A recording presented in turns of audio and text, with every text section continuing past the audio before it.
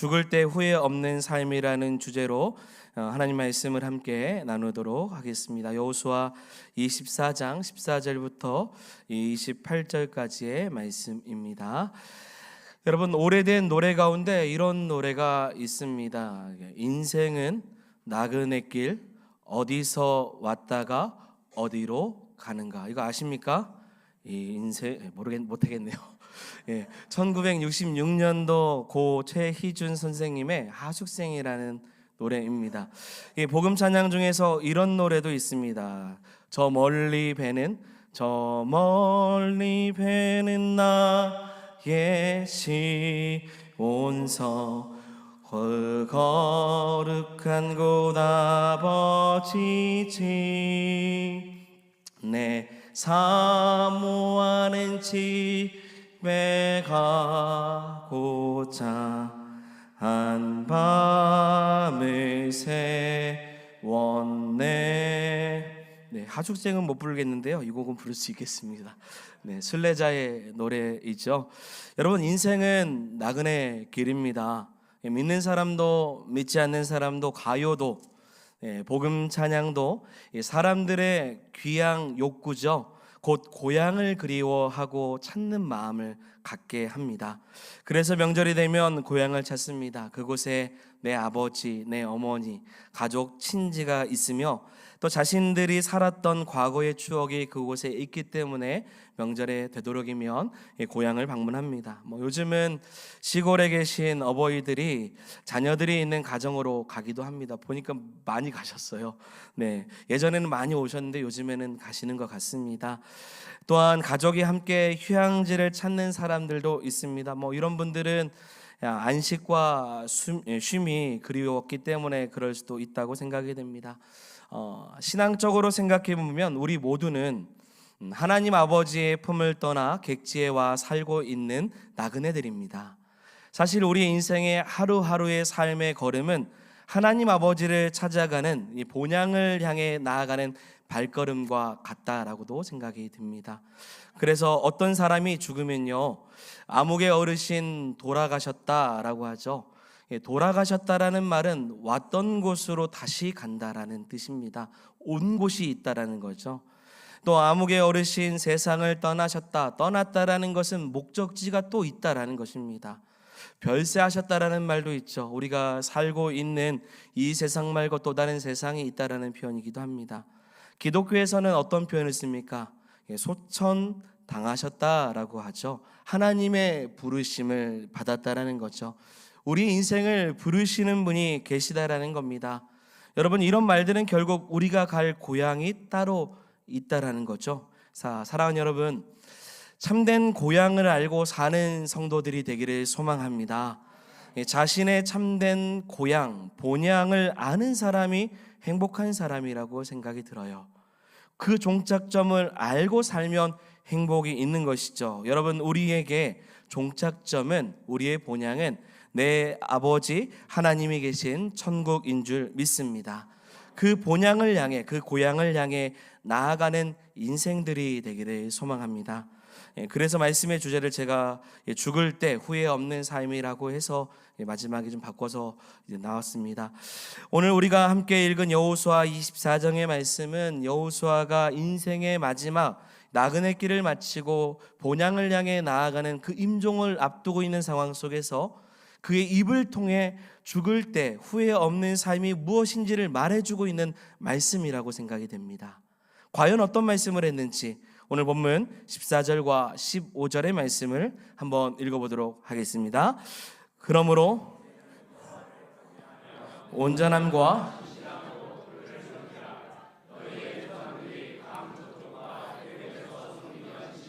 치워버리고 여호와만 섬기라. 만일 여호와를 섬기는 것이 너희에게 좋지 않게 보이거든 너희 조상들이 강 저쪽에서 섬기던 신들이든지 또는 너희가 거주하는 땅에 있는 아모리 족속의 신들이든지 너희가 섬길 자를 오늘 택하라. 오직 나와 내 집은 여호와를 섬기겠노라 하니. 아멘. 여호수아가 자신의 임종과 같은 삶의 마지막 때 그것을 앞두고 있을 때 백성들을 향해서 뭐라고 권면하고 있냐면 여호와만 섬기라 라고 권면하고 있습니다. 그러나 만약 그것이 좋지 않게 보이거든 여러분 섬길 자를 택하라, 분명히 택하라 라고도 권면하고 있습니다. 다른 말로 사랑 여러분 표현한다면요, 이 땅에서 살 때 누구를 예배할 것인지를 선택하라는 권면입니다. 우리는 하나님만을 바라보고, 사랑 여러분, 저와 여러분들은 하나님만을 바라보고 하나님만을 예배하는 일로 선택받은 주의 백성인 줄 믿습니다. 그러면서 여호수아는 자신이 무엇을 선택했는지를 분명히 말하고 있어요. 오직 나와 내 집은 누구를요? 여호와를 섬기겠노라. 아멘. 아무리 힘들고 어려워도 세상 곁눈질하지 않고 오직 여호와 하나님만을 섬기며 살겠습니다. 이것이 여호수아의 마지막 인생을 마무리할 때 그가 고백하고 있는 내용입니다. 이는 여호수아에게 굉장히 중요한 내용이에요. 임종을 앞두고 내가 죽을 때 후회 없는 삶을 살 수 있는 핵심 내용이기 때문입니다. 다시 말하면 그것은 온갖 종류의 우상을 버리고 여호와만을 섬기며 살아가는 예배자로 서는 것을 여러분들에게 권하고 있는 겁니다 라고 지금 말하고 있는 거예요. 여기서 우리가 심도 있게 깊이 생각해야 될 것은요, 자, 주님을 섬기는 거, 주님을 섬기는 예배자로 산다는 것이요, 자, 이렇게, 자, 이 자리에 있는 것처럼요, 이렇게 주일에 공적인 예배만을 드리는 사람이 된다라는 것으로 국한하지 않는다는 겁니다. 여러분, 당시에 이스라엘 백성들이 여호수아 시대 때 그들은 노골적으로 우상을 섬기지 않았다라는 것을 알아야 합니다. 이스라엘에게 그대들은 여호와 하나님을 예배해야 됩니다. 여러분들은 하나님을 예배하는 그러한 사람으로 지음받았습니다. 예배하는 그런 하나님, 우리가 예배할 대상은 오직 하나님뿐입니다 라고 그들에게 말한다면 그들은 우리가 하나님을 섬기고 있다고 말할 것입니다. 그들은 우리는 하나님을 섬깁니다 라고 말한다는 거예요. 여러분, 하나님을 섬기십시오 라고 말했더니 이스라엘 백성들이 우리는 하나님을 섬긴다고 말하는 거예요.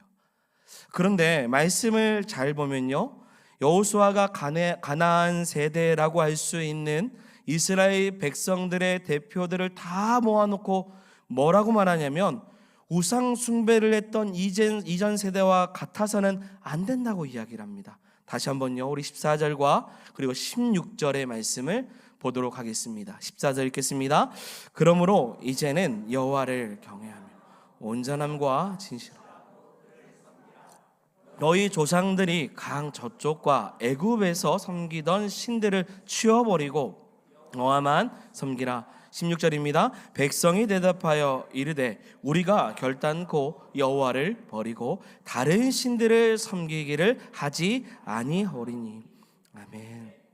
여러분, 하나님 이스라엘 백성들이죠. 하나님 백성인 이스라엘 백성들이 하나님을 섬긴다고 하는데 여호수아는 뭐라고 하냐면 너희는 우상을 섬겨서는 안 된다고 말합니다. 자, 이 대화에서는 모순이 있습니다. 누구 하나는 지금 잘못하고 있는 거예요. 하나님을 섬기고 있다고 하는 이들에게 우상을 섬기면 안 된다고 하는 말이 맞지 않는 거죠. 누구 하나는 거짓말하고 있는 겁니다. 그런데 여러분, 여호수아가 이와 같이 말하는 이유가 있어요. 노골적으로 섬기진 않지만 이스라엘 백성들이 눈에 보이는 우상을 예배하지는 않을지라도 그들의 마음이 여전히 가나안이 주는 매력적인 부와 풍요를 가져다 주는 세상적인 신들에게 마음이 쏟아져 있기 때문입니다. 이스라엘은 여호와 하나님을 예배했지만, 자, 여러분 다시 들어주십시오. 이스라엘은 여호와 하나님을 예배했지만 여호와 하나님만을 예배하고 섬기는 일에 있어서는 실패한 사람들이라는 거예요.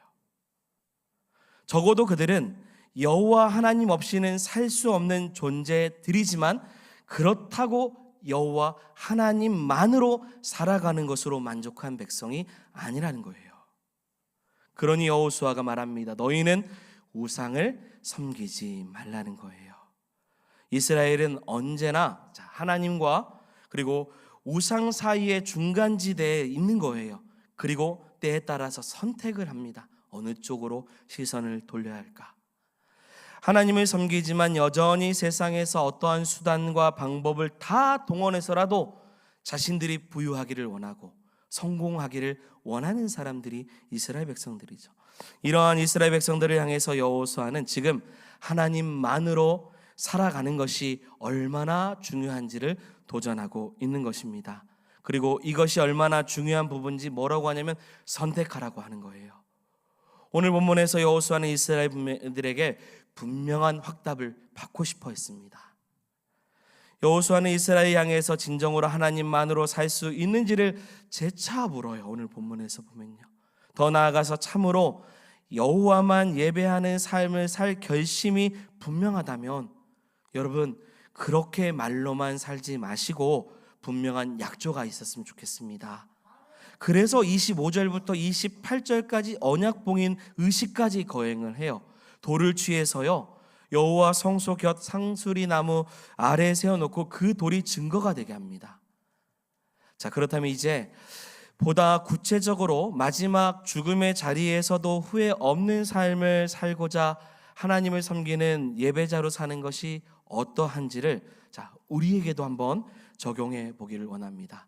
다시 한번 말씀드립니다. 이것은요 사랑하는 여러분 단순히 교회에서 예배를 드리기 위해 나왔는지 오늘 출석 체크했는지를 묻는 유무가 아닙니다. 이력서에 이 종교란이 있어요. 당신의 종교는 무엇입니까? 라고 했을 때 기독교라고 적는 정도의 수준의 질문이 아닙니다. 더 정확하게 말하면 지금 여호수아가 말하는 것은 삶의 예배를 이야기하는 거예요. 죽을 때 후회 없는 정말 생애의 삶을 살기 위해서 사랑하는 여러분 진정한 삶의 예배자가 좀 되어 주십시오.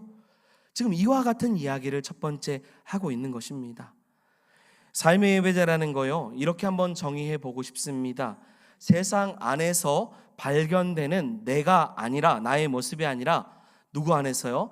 하나님 안에서 발견되는 나로 살아가는 인생이죠. 세상의 거짓된 신들을 버리고 하나님만을 섬기고 산다는 것은요 세상 안에서 발견된 나의 모습이 아니라 하나님 안에서 발견되는 나의 모습을 이야기한다는 겁니다. 그래서 우선순위의 이야기예요. 하나님을 제대로 섬기지 못하는 사람들의 특징이 무엇이냐면 계속 세상 속에서 누구를 찾냐면 나를 찾아요. 나를 발견하려고 하는 겁니다. 세상에서 사람들이 나를 어떻게 생각하는지, 세상이 나를 어떻게 평가하는지를 생각해요. 그러다 보니까요 하나님 안에서 내가 어떤 존재인지를 잊어버립니다. 그렇게 되면 하나님을 섬기고 예배하는 모습은 우리 인생의 우선순위가 되지 않는 것이죠. 그래서 선택하지 못해요. 그리고 어떻게 하냐면 세상에서 가장 바쁜 사람처럼 자신을 포장합니다. 너무 바빠서 하나님을 예배하지 못한다는 이야기를 해요. 왜냐하면 세상 속에서 나를 계속 만들어야 되기 때문이죠. 인정받아야 되니까요. 그런데 사실 하나님을 예배하는 자리까지 포기할 만큼 섬기지 못할 만큼 세상은 나에게 그런 것들을 요구하고 있다면 그것은 욕심입니다. 그것은 세상의 유혹이에요. 여러분 하나님을 떠나는 삶을 사는데 세상 속에서 나를 만드는 것이 무슨 의미가 있겠습니까? 무슨 기쁨이 있겠어요? 계속 본향과 멀어집니다. 천국과 멀어지는 삶을 살아요. 하나님과 지속적인 삶을 만나지 못해요. 한 주에 한 시간 온전히 하나님을 예배하는 모습마저도 갖추지 못한다면 그 신앙이 옳은 신앙이라는 거예요. 하나님을 예배하는 예배자라고 할 수 있냐라는 것입니다. 하나님 안에서 자신을 발견하지 못합니다. 하나님이 나를 어떻게 생각하는지를 모르는 거예요. 그러면서 세상 속에서 자기를 계속 발견하기 위해서 썩어질 길을 걸어가는 거예요. 썩어질 것을. 원래 우리는 세상의 삶을 살아갑니다. 어쩔 수 없어요. 하지만 우리가 주 안에서 발견된 존재로 세상 가운데 어떤 인생을 살아야 될지를 알아야 되는데 하나님 안에서 자신의 모습은 전혀 없고 세상 속에서만 살아가려고 하는 거죠. 만약에 세상 안에서 발견되는 나에게 초점을 맞추게 되면 우리가 설사 이 예배당에 와서 진정으로 하나님을 예배하는 것처럼 예배해도 이것은 요원한 일이 될 것입니다. 이때 우리는 오직 나의 세상적인 성공만을 위해서 누구를 이용하냐? 하나님을 이용하는, 나의 신앙을 어찌 보면 하나님이 원하시는 신앙이 아니라 내 신앙에 원하는 방식으로 하나님을 포장해서 붙들고 사는 모습을 갖게 되는 것이죠. 이 말은요, 이스라엘 백성들에게도 동일합니다. 하나님을 떠나진 않았어요.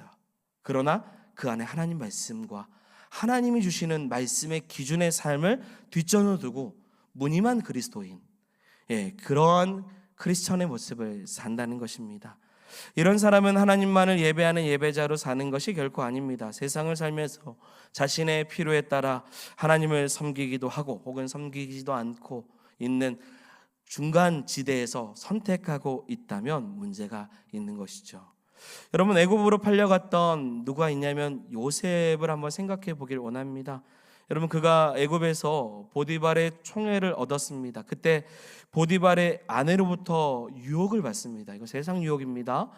그는 그러한 유혹을 단호히 거절을 해요. 그 이유는요, 한마디로 세상 안에 있는 성공보다 하나님 안에 있는 성공의 목마름을 가지고 있기 때문입니다. 그 점에 있어서 창세기 39장 9절에 이렇게 말씀하고 있죠. 그런즉 내가 어찌 이 큰 악을 행하여 하나님께 죄를 지으리까. 요셉에게 중요한 것은 하나님 면전, 하나님 앞에서 자신을 발견하는 거예요. 요셉에게 하나님은 절대적인 경배 대상이었습니다. 세상의 그 어떤 세력 앞에서도 요동할 필요가 없어요. 요동해서도 안 되죠. 세상의 그 누구도 하나님 안에 있는 성도를 막을 수 없습니다. 사랑하는 여러분, 우리가 주님 안에 거하기를 원합니다.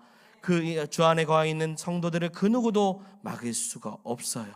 이것이 바로 하나님을 섬기는 예배자의 모습인 것입니다. 사랑하는 여러분, 잊지 마시기 바랍니다. 후회 없는 인생이 되지 않으려면 어떠한 세상의 허상의 세력에 매이지 않고 오직 하나님 안에서 살아갈 수 있는 성도들이 되어야 될 줄 믿습니다. 이러한 모습을 지금 여호수아는 말하는 거예요. 여러분, 하나님만을 바라봐야 됩니다. 하나님만을요. 하나님도 섬기고 세상도 섬기면서 세상에서 자신의 모습을 발견하는 그런 인생이 되는 것이 하나님이 원하시는 모습이 아닌 것입니다. 두 번째입니다. 죽을 때 후회 없는 생애가 되려면요, 하나님께서 명하신 사명을 따라 살아야 한다는 것이죠.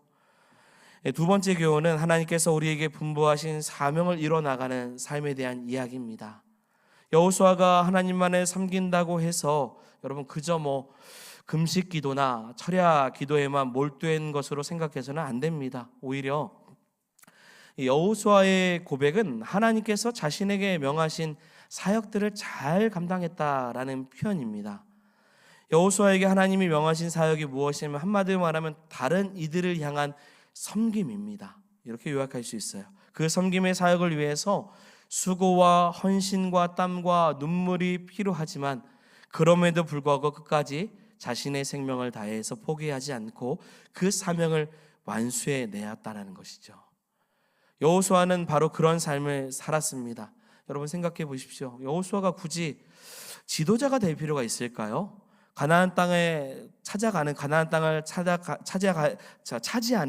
차지하는 일에 자신이 굳이 선봉에 설 필요가 있겠습니까? 내가 아니어도, 내가 섬기지 아니어도 하나님은 반드시 일하시기 때문에 자신의 일로 여기지 않고 섬기지 않아도 다른 이스라엘 백성들처럼 결국 가나안 땅에 들어갈 수 있습니다. 그런데 여호수아는 섬깁니다. 여호수아는 섬겨요. 왜요? 하나님의 사명이 있기 때문입니다. 하나님을 섬기고 이스라엘을 섬기는 사명을 받은 것입니다. 자신에게 주어진 그 사명을 감당한 것이죠. 그리고 믿음마저도 사명으로 여겼습니다. 그래서 자신만 하나님만을 섬기는 것이 아니라 자신의 온 집안도 하나님을 섬겨야 되고 자신에게 맡겨준 이 민족도 하나님을 섬겨야 된다는 거예요. 이와 같은 사명을 가지고 있었던 겁니다. 결국 다른 이들을 향해서 온전한 섬김의 삶의 모습을 가지고 후회 없는 인생으로 마감하기 위해서 자신도 가족도 그리고 이스라엘 민족도 하나님만을 선택하고 섬길 수 있도록 마지막까지 그가 사명을 감당하고 나아간 것이죠. 여러분 예전에 너무 즐겁게 본 영화가 하나 있어요. 작년에 그 명절 때 하더라고요. 어떤 영화냐면 바로 국제시장이라는 영화입니다. 이 영화는 6.25 사변을 배경으로 두고 있습니다. 중종국을 피해서 흥남항에서 도피하던 한 가족의 이야기입니다. 주인공 덕수는 동생을 업고 미국 함정에 올라타다가 이 동생을 그 위에서 떨어뜨립니다. 잘못 떨어뜨려요. 그때 아버지는 그 동생을 찾으러 그 함정에서 뛰어내립니다. 뛰어내리는 순간에 장남이었던 덕수에게 자신의 외투를 벗어줍니다. 그리고 부탁을 해요. 아버지가 없으면 네가 가장이다.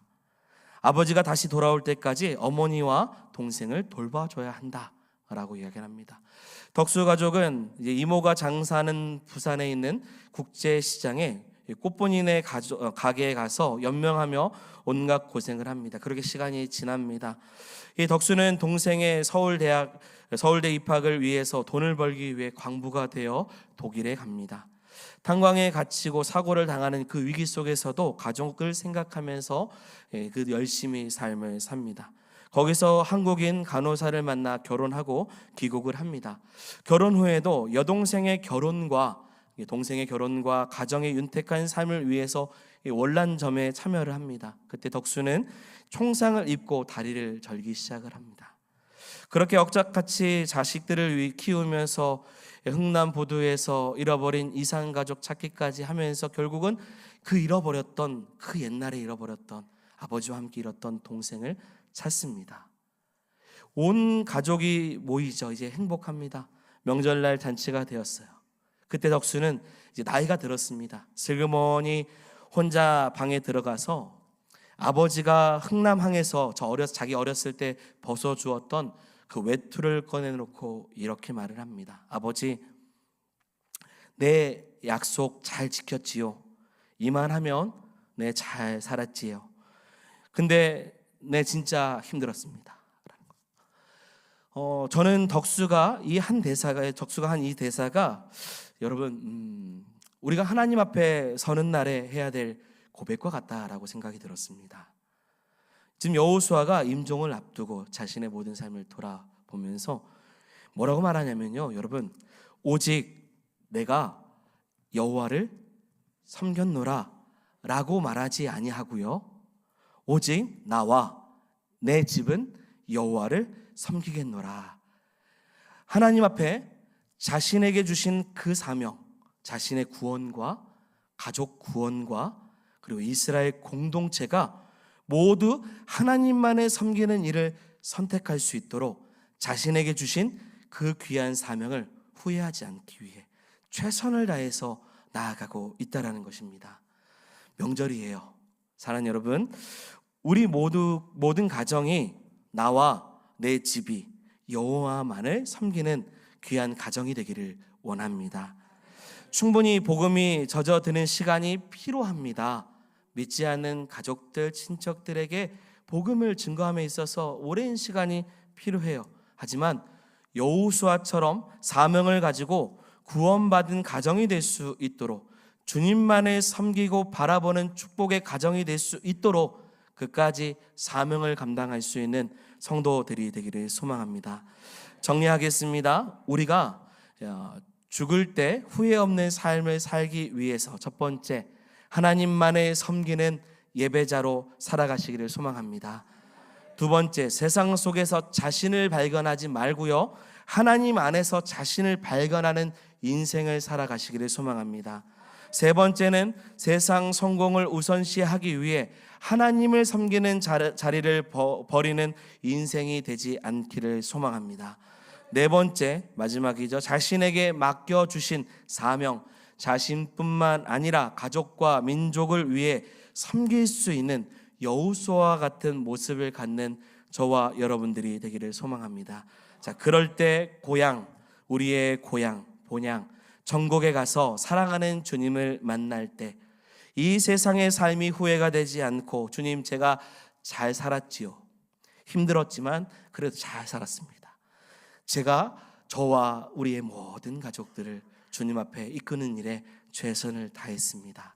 후회 없는 이러한 인생으로 주님 품에 안기며 살아가는 우리 모두가 되기를 주의 이름으로 축원드립니다. 아멘. 우리 말씀을 생각하면서 함께 찬양하기 원합니다. 하나님의 사랑을 사모하는 자 함께 고백하겠습니다.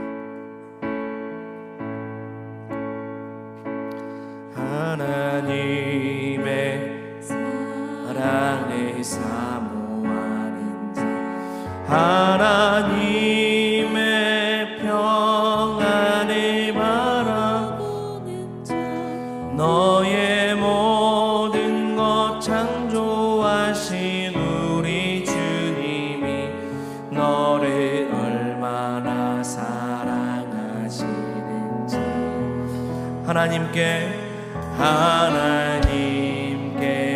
찬양과 경배하는 자, 하나님의 선하심을 닮아가는 자, 너의 모든 것 창조하신 우리 주님이 너를 자녀 삼으셨네.